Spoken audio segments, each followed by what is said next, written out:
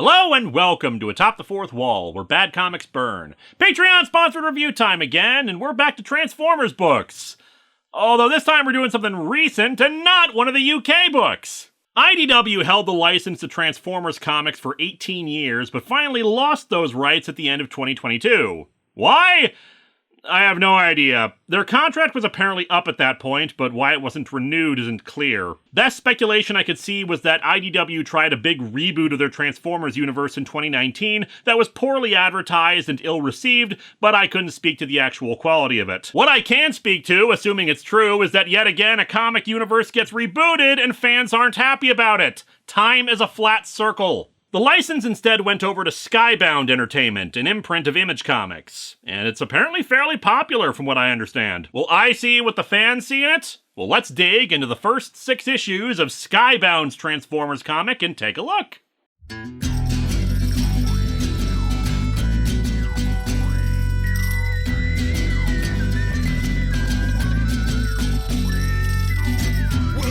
to Atop the Fourth Wall, where bad comics burn.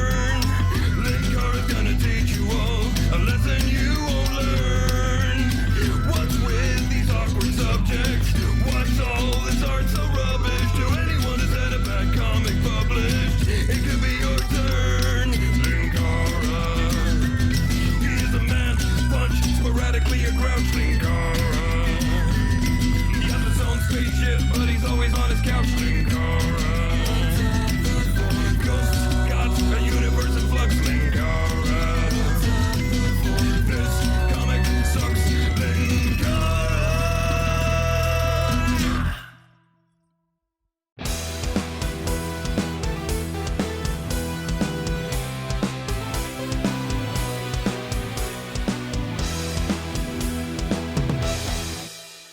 We've got 6 issues to look at, and frankly the covers aren't anything too interesting, so we'll skip that and get right into things. We open with some images familiar to the Michael Bay Transformers movies, helicopters at sunset. Also, the Ark crashing on Earth, some shots of war, and finally cutting to a bar, where Sparkplug, or Sparky as he's called, Witwicky is woken up from being drunk by his son Spike. Another patron at the bar rambles about seeing a fighter jet shaped like a box falling from space, but we ignore that as Spike talks to his dad, upset that he's been at the bar for hours. Spike is taking a telescope out with his girlfriend, Carly, to go check out the full moon. It seems the two have lost Sparky's other son and Spike's older brother, Jimmy, relatively recently. He was an astronaut and the shuttle blew up. Sparky trying to forget about him. A co-worker of Sparky's, Davey, shows up to take him to work at a power plant. You sure you're okay to work? I'm fine. Let's go. Alcohol-based fuels are a thing. I work at a power plant. It makes sense that I'm full of it. Eventually, you're gonna have to grow up, Spike. And be like you? Exactly! We could go drinking together! Glad we had this talk! Carly shows up in her awesome panel van with a fantasy mural painted on it, making her the single greatest character so far in the book. As they reach the mountain where they'll be setting up the telescope, we learn that indeed she actually painted it herself. Spike has apparently been accepted into Berkeley and hopes to become an astronaut like his brother, but is having difficulty telling his dad this. Before they can talk some more though, the mountain starts shaking and falling apart, the two suddenly dropping down into one of the engines of the Ark, exposed now thanks to the quake. Spotting an opening that looks into the bridge, which seems like a bad place to have near one of the big-ass engines that puts out energy, but I'm not a robot spaceship designer, the two behold the unconscious bodies of the Autobots and Decepticons, or the easiest display to put together for your models and toys. Carly spots what might be a way out, but they quickly stop and hide when they see the Transformer Jetfire walking around. My fallen friends, it is finally time. Had I enough power to lift this ship from its mountain trap, I would bring you all home. Instead, impromptu camping trip. I have gathered all the materials we need to make s'mores. He reveals that he triggered the earthquake, using it to reveal the ship and get access to it. It's all he had power for, and activates the Ark systems to start reviving them using forms from Earth. Problem is that the first one he revives is Starscream, who's apparently an old pal of his. Jetfire, however, was apparently unaware of the Civil War, which Starscream demonstrates by shooting Bumblebee in the face. What are you doing? Don't you see the markings I wear on my wings? Dude, I thought you just got some sweet decal tattoos. What the hell? Jetfire keeps trying to hold Starscream back, so the Decepticon shoots him in the stomach. Trust me when I say this mocking is a sign of true evil. Starscream, You're just pointing at the Hasbro logo! Fortunately, during all this, Teletran 1 was still reviving them, so Optimus Prime wakes up next and prevents Starscream from— Oh my god, Optimus! What's wrong with your arms? Yes, Stretch Armstrong. Now stretching fun farther than ever before. Shooting beings while they lie helpless? Starscream, I thought you were a warrior. Unlike you, Optimus Prime, I do whatever it takes. And Optimus doesn't let him finish that sentence before suplexing Starscream. Given his super long arms were clotheslining Starscream too, I'm guessing Optimus was already a fan of the Cybertronian Wrestling Federation before all this. However, once he's on the ground, he spots the two tiny humans, confused by them before Starscream recovers and opens fire. He orders the humans behind him for cover, though fortunately Ratchet is the next to awaken. Though instead of wrestling, he kinda awkwardly sidekicks Starscream. However, soon, Skywarp, another jet transformer, is awakened. Starscream says that Teletran 1 is reviving them randomly, so they need to prioritize their side by moving their bodies closer. Given their current state, Optimus realizes they're outgunned, so orders Ratchet to load the bodies of the Autobots into his trailer unit while he distracts their opponents. Unfortunately for him, next to be revived is Soundwave, who blasts him back. And, well, we know this song already. Soundwave superior. Optimus survives, but is horrified to discover the faceless Bumblebee. Unfortunately, that gives an opening for Starscream to grab him. Soundwave releases Ravage to help take him down. Spike sees that Optimus can't reach his gun, and the two humans quickly push the weapon over to him. Optimus blasts Ravage, to Soundwave's horror. Dude, you can't be surprised if you send your pet to fight somebody that they might fight back. With more Decepticons forming up, Optimus blasts Teletran 1 and quickly escapes with the two humans in his arms. Starscream and Skywarp pursue, but Jetfire is recovered and distracts the two jets so our heroes can escape. However, he gets shot down in the process. Starscream wants to keep going, but Skywarp is fading at this point due to lack of energy and insists they retreat. Spike instructs Prime on how to get to a quarry they can hide out in for a bit. Jetfire is with them, but badly injured. You must forgive me. I have been away for centuries. I did not know about this war. Did not know you were the new Prime. Unfortunately, Jetfire, it's just a title change without any salary increase. Executive washroom privileges, at least. I remember the day you left our home to find a way to save it. Bang up job of that so far, Jetfire. Jetfire dies, repeatedly apologizing not just for awakening Starscream first, but his failure to find a way to save Cybertron. Back at the Ark, Soundwave reports how Teletran 1 is damaged beyond their current ability to repair it. They need energy and supplies to do so. He sent out Laserbeak to scout for fuel they can convert and found a likely target. Why are you all looking at me? You have the most energon reserved, thus the harvesting is up to you. Plus, I just started my break and clocked out for my 30. It's what, Meg? Do not say his name!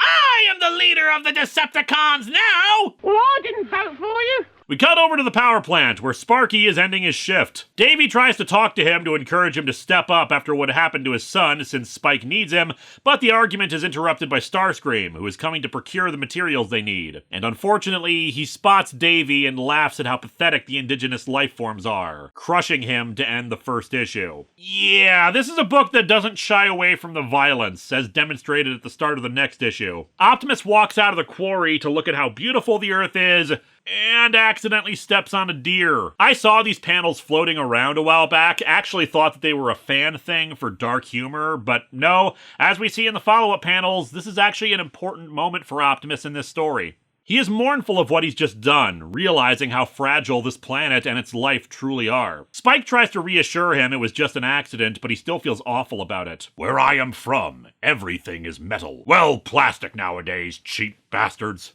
The ground doesn't sway when I walk. I don't leave marks where my feet tread. I should have known better. Still, at least I can take solace in my giant magnifying glass to look closer at you and...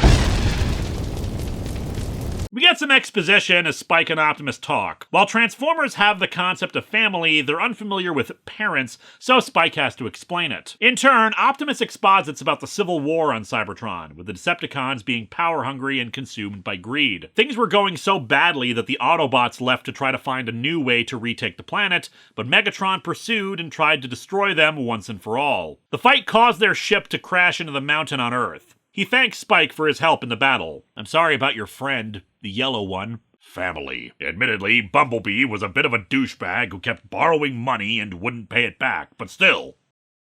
Cliffjumper has awakened and meets with them, though is horrified by Spike and Carly. The peace process with him is a little harsher, but still effective between him and Carly, who points out, "Hey jackass, you came to our planet and we can't squish you, so don't be a dick." With the tech in Optimus's truck trailer, they can still repair the other Autobots, but like the Decepticons, they lack power to actually do the job. Optimus wants to use the Matrix to restore them, but here it's tied directly to his life force, so it puts him at risk. And if they lose him, they're all screwed. Back at the power plant, Starscream is left and the plant workers are trying to explain what happened to the cops. They're willing to call it in, but that's quickly stopped as the Decepticons return to actually start siphoning a lot of energy away. Starscream just brought back enough to repair Soundwave and Skywarp. As they drain the power, an Air Force jet is ordered to investigate some weird readings in the area. Soundwave detects them. I am picking up radio chatter by the humans' communication networks. They say they are playing the greatest hits of the 80s, 90s, and today. He's picking up the jet, so Starscream goes to look into it.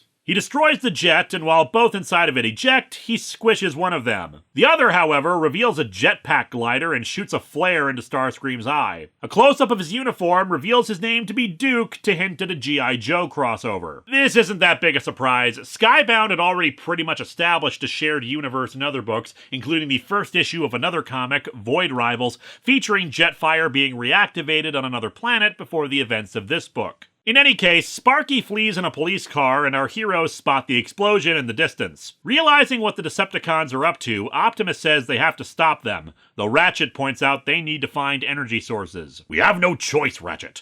I brought our war to this beautiful place, even if by accident. It is my duty to now defend it. Besides, I'm pretty sure I killed that deer out of season, but if I save them, they might waive the fine. However, he insists on going alone, ordering the others to watch over the disabled Autobots. Spike does go along, though, since it's his dad at risk in the plant. Carly fails to stop him and instead takes her van to go back home, but only finds Sparky, who's geared himself up in his old army equipment, and informs her of her dad's death to end issue 2. Issue 3 picks up from there as Sparky explains how he was killed by a giant robot. She stammers about how she and Spike saw him awakened, but they get interrupted by Laserbeak, who had spotted Carly from above and decided to follow her for some reason. Fortunately, Cliffjumper defied orders and knocks Laserbeak away. However, Sparky is in no condition to hear about the distinction between the two groups and shoots Cliffjumper with a shotgun, dragging Carly away. Back at the Ark, the Decepticons have returned,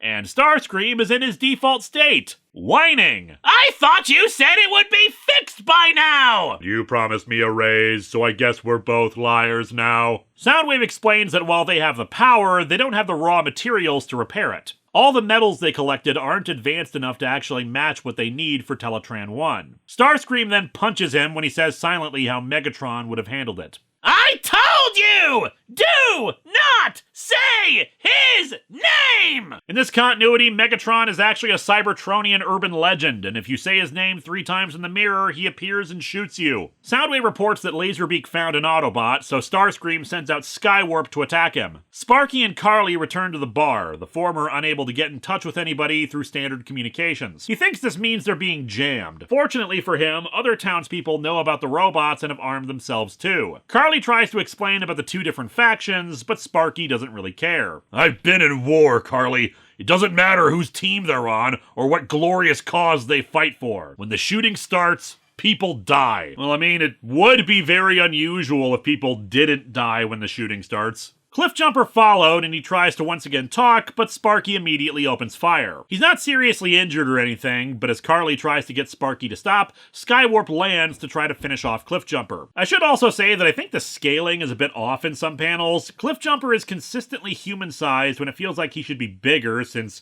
you know, he transforms into a car. But then as a result, jets like Skywarp are just massive by comparison even to him. Speaking of scaling issues, we've got timescale issues, because it's taken Optimus all day to reach town, when I don't think they were that far away when Carly and Spike drove out yesterday. Look, Optimus, I never take long trips, so I don't get to stop at this Cracker Barrel a few hours out, so let's just break for lunch, okay? Optimus rams into Skywarp before he can shoot Cliffjumper and Carly, but before he can deliver a finishing blow to the Decepticon, the humans shoot a rocket into Optimus's arm. It's strong enough to damage it and give Skywarp an opening to blast it some more, the humans shooting at both. Spike, horrified by this, runs in to try to help, and gets shot. It's not clear if it's a ricochet or if he was in the path of a gun, not that it matters. Sparky screams at the others to hold their fire, and Skywarp tries to finish off the kid, but Optimus tackles him, ripping off his own dangling arm and beating Skywarp to death with it. One shall stand,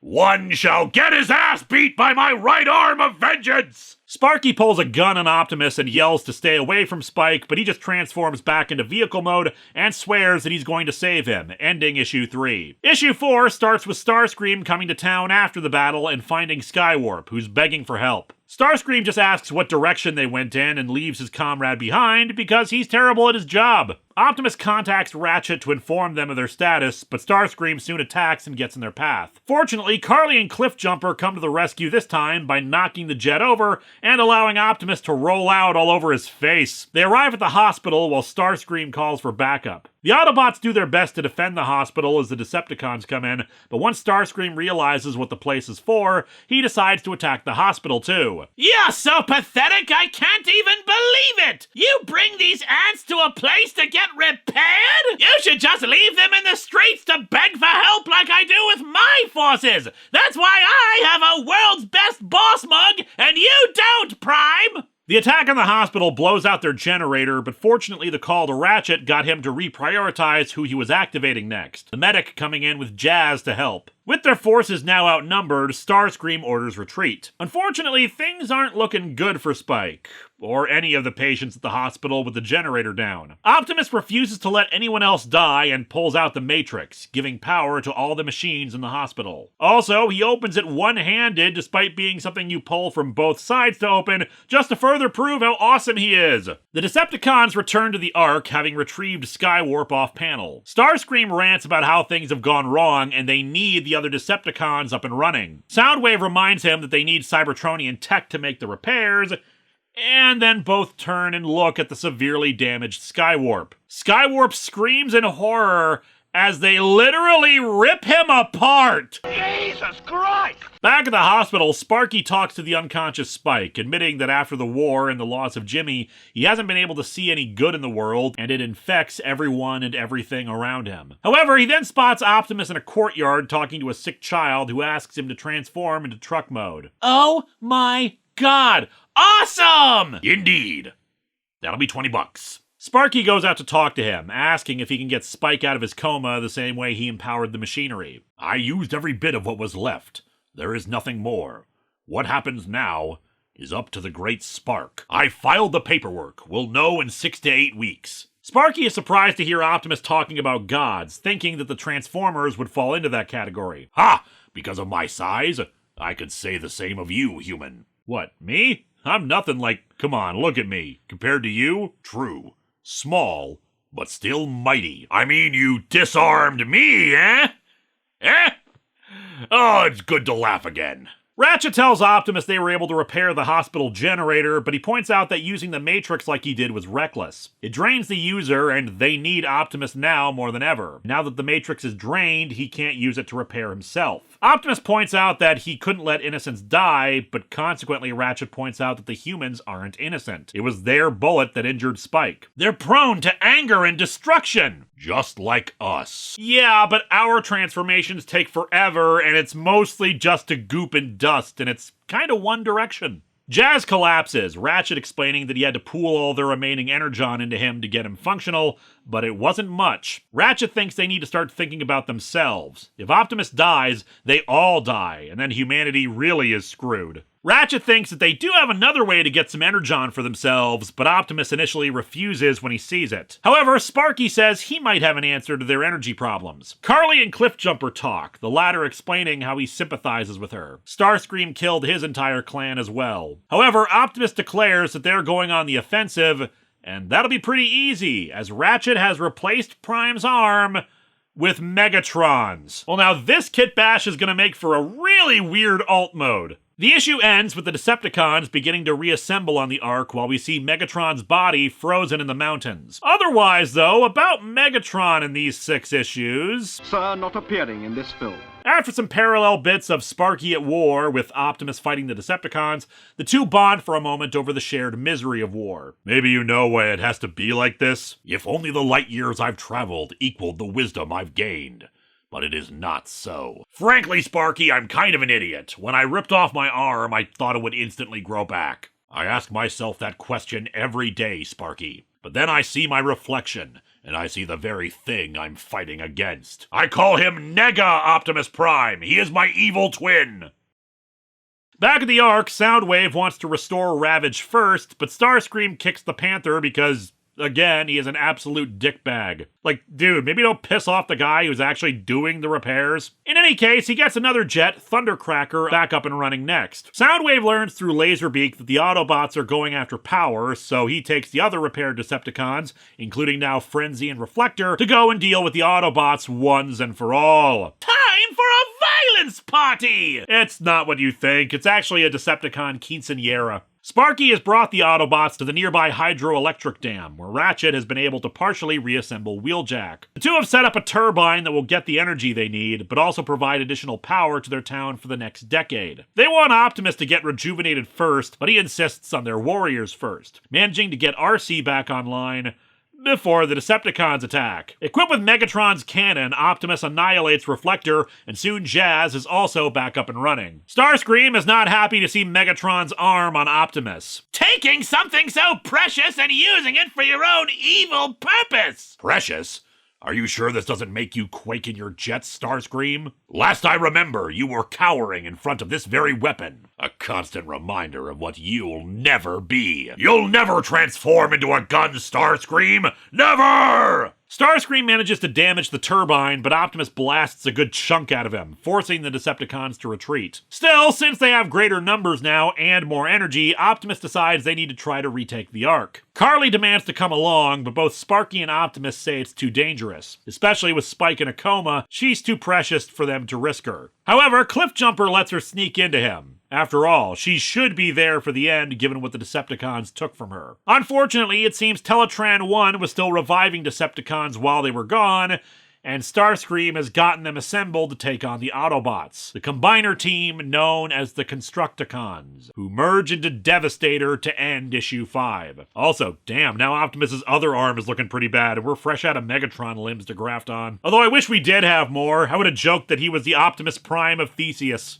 We pick up our final issue with Optimus ordering the Autobots to head for the Ark despite Devastator trying to smash them. Carly tells Cliffjumper that there's no way the two of them can reach the Ark the direct way, so she suggests he sneak them aboard some other path. They find an access point that they head into while Devastator manages to grab onto Optimus Prime. Hilariously, he then swings our hero around like he was Mary Marvel and Optimus Kyle Rayner, in doing so smacking Starscream away. Less hilariously, he slams Optimus along the walls of the ship, further damaging him. The other Autobots manage to get his body and pull him deeper into the Ark, though Ratchet loses his leg as they close the door to keep Devastator from reaching in anymore. Soundwave orders Devastator to dig out another path for them in the side of the mountain. Devastator will dig!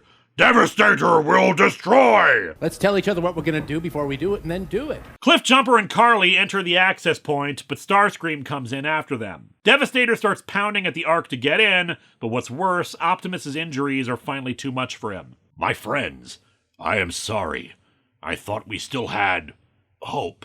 It's why I led us here, away from Cybertron, to find another way. My bad, everyone. Egg on my face. He brings out the Matrix and says someone else has to take it, and drops it to the ground as he dies. Sparky approaches it, saying that whenever something bad happened to the people he cared about, he always wished he could take their place. Maybe now is my chance. Someone get this thing inside my chest! I will be Sparktimus Prime! No, quite the opposite. He tells them to watch over the world for him, and to tell his son he's proud of him, as he steps inside the Matrix. Not sure how the hell that works, but it rejuvenates the power and consequently repairs most of Optimus. He keeps the Megatron arm. Optimus swears to protect the Earth as Devastator finally breaks through. However, he's Optimus goddamn Prime, so he grabs one of Devastator's hands and rips the ring finger off. My Hand! Oh god, that hand was made from Scavenger's crotch! It's gonna be hell for him when we split apart! Optimus shoots Devastator with both his and Megatron's guns. Naturally, this panel has, as a sound effect, "You Know the Song." Damn right I do!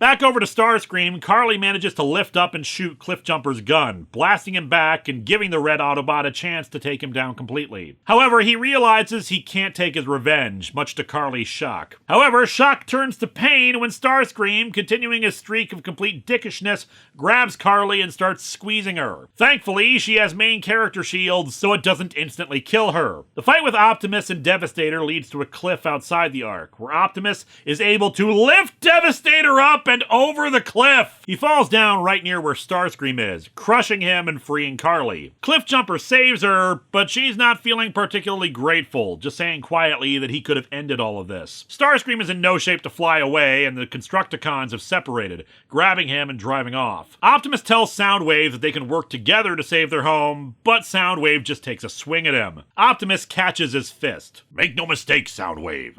I desire peace, but I am no fool. I'm just saying, this is a lovely arm you got there.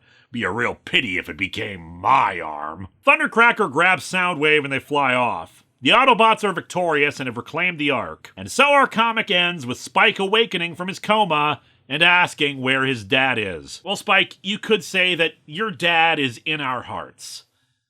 More specifically, he's in Optimus Prime's heart. These comics are very good. I feel like Transformers by this point is kind of like a literary work along the lines of Dracula and Frankenstein, in that it's a story told over and over in various forms, different adaptations, but following along similar beats in their presentation. Thus, we have seen the Autobots and Decepticons being awoken on Earth to continue their war many, many times now. But what matters is the way that story plays out, and whether it does anything different with the formula. And in this case, while it's not too dissimilar to what we've seen before, it manages to balance out its themes of war, sacrifice, and coming of age very well. No one is annoying, the characters make good decisions based on the information they have, I mean, aside from Starscream, but that's kind of expected. And Sparky's character arc is very satisfying, finding his humanity again through beings that are not human, but exhibit the best and worst qualities of them. And indeed, having Starscream be the leader out of the gate was a good way to keep things fresh rather than the same old game of Optimus versus Megatron. Sure, I know Megatron was still involved in the shared universe stuff, but seeing Starscream actually be the Decepticon leader from the start brought a new twist to an old idea, and we saw just how much more ruthless and vicious he could be in the role. Although consequently how his ego and short-sightedness could be exploited and cause him to make mistakes. The book also understood how to treat big moments as big moments, literally in the case of Devastator and how massive he was. And the artwork has already done a great job of constantly reminding us how much bigger most of the Transformers are, and consequently how fragile Earth and its people are to them, so Devastator being even bigger than them showed off the horror of his presence. And while we had moments like the "you know the song" bit, it didn't wallow in fan service or constantly quoting the more popular lines of the franchise. Just an overall great start to the series, and maybe patrons will have us visit it again. Next time, however, we've been away from mainstream superheroes for quite a while, and conveniently, a patron has us going to check out a Scott Snyder Justice League story.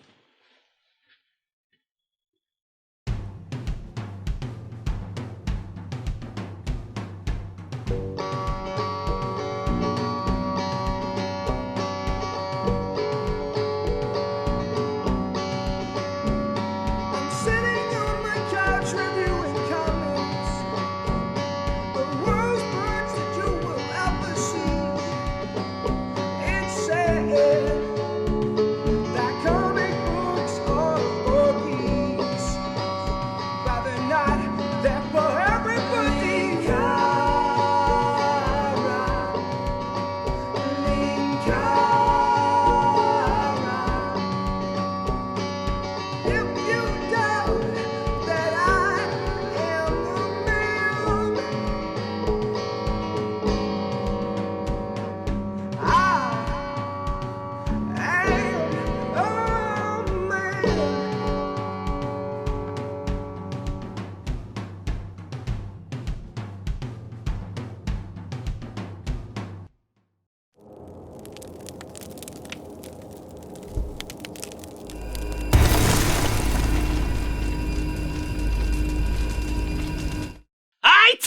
you do not say his name! Oh, I know who he's talking about. I'm the ninja consultant for the Decepticons.